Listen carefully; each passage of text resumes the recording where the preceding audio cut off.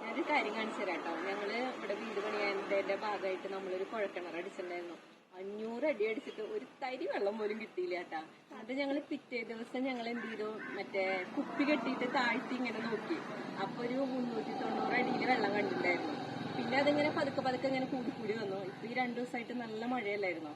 അപ്പൊ ഇന്ന് ഞാൻ വെറുതെ ഇങ്ങനെ വന്ന് നോക്കിയപ്പോ ഇങ്ങനെ വെള്ളം ഇങ്ങനെ അതിന്റെ മുകളിൽ കൂടെ ഇങ്ങനെ ഒഴുകണം. അപ്പൊ നമുക്കതൊന്ന് തുറന്നു നോക്കാട്ടാ. വായോ.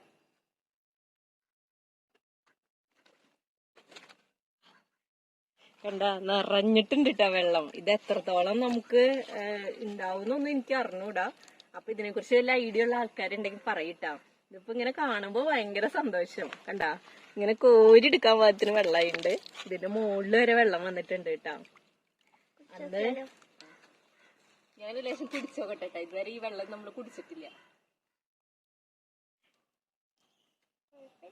ചെറിയൊരു ടേസ്റ്റ് വ്യത്യാസമുണ്ട്. വെള്ളം എത്രത്തോളം നിക്കുന്നൊന്നും അറിയില്ല. മഴക്കാലത്ത് ഇപ്പൊ വെള്ളം ഉണ്ടാവും നമുക്കിപ്പോ ഉറപ്പായിട്ടുണ്ട്. പക്ഷെ വേനൽക്കാലത്താണല്ലോ നമുക്ക് വെള്ളത്തിന് ആവശ്യം വരിക.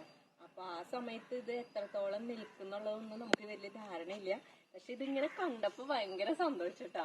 അന്ന് 500 അടി അടിച്ചിട്ട് ഒരു തരി വെള്ളം പോലും കാണാത്ത സ്ഥലമാണ് കേട്ടോ. അപ്പൊ നമുക്കിനി വേനൽക്കാലത്ത് എത്രത്തോളം വെള്ളം ഉണ്ടാവും കൂടിയിട്ട് അറിഞ്ഞിട്ട് ഞാനൊരു വീഡിയോ ഇടാട്ടാ.